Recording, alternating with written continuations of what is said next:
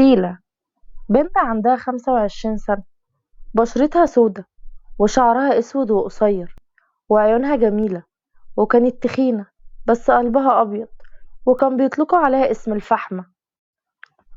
محمد الأحمدي شاب عنده 30 سنة، لكن غني قوي ومتكبر، وكان بيتريق كتير على سيلة.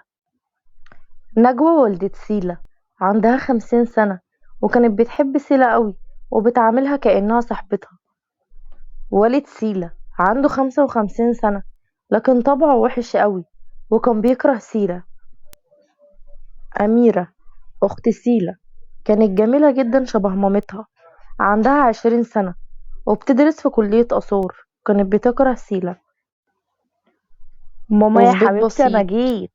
صحيت بطلتنا على صوت المنبه، هتستقبل يوم جديد مليان بالتنمر والتريقة عليها اللي اتعودت عليها من ساعة ما اتولدت. لبست وخرجت عشان تروح شغلها، وهي رايحة شغلها كان في طريقها ناس كتير بتتنمر عليها وبالذات جيرانها، لكن هي اتعودت على كده. ووصلت سيلة للشركة. صباح الخير يا منال، أخيرا جيتي؟ ايه كل ده تأخير؟ معلش أصل الطريق كان زحمة قوي.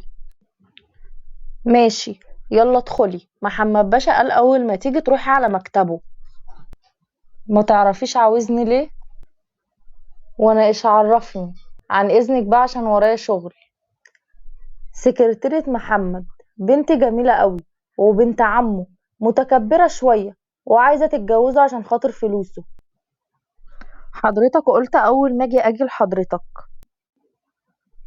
مواعيدك مش مظبوطة ليه؟ اسفة بس الطريق ما بحبش الاعذار. ده انت حتى مش حاطة نقطة مكياج في وشك. كنت قلت ماشي، بس برضو حتى لو حطيتي مكياج العالم كله هتفضلي فحمة. حضرتك خلصتي كلام؟ لسه النهاردة عندي اجتماع، وبصراحة مش عارف انت ازاي هتقابلي الناس وتترجمي لهم. ده ممكن يفكروا اني جايبك معايا تشحتي بمنظرك ده. حضرتك انا رايحة اترجم، واظن هما مش هيسيبوا الاجتماع ويركزوا معايا اذا كنت جميلة او لا. ثانيا نرجع لموضوعنا، حضرتك طلبتني يا فندم. اعملي لي قهوة. وخرجت سيرة تعمل قهوة للمتكبر اللي مش عارف ان اي كلمة بتخرج من الانسان ممكن بتضايق الانسان التاني وبيأثر على نفسيته. تؤمر بحاجة تانية يا محمد بيه؟ لا، حضري نفسك الاجتماع بعد نص ساعة، وحاولي تحطي شوية مكياج، ومش عاوز ولا غلطة، تمام؟ قلت لحضرتك مرة اني رايحة اترجم وبس، وعلى العموم عن اذنك. جاهزة؟ ايوه، ومش عاوز ولا غلطة، فاهمة؟ حاضر. ودخلوا غرفة الاجتماع.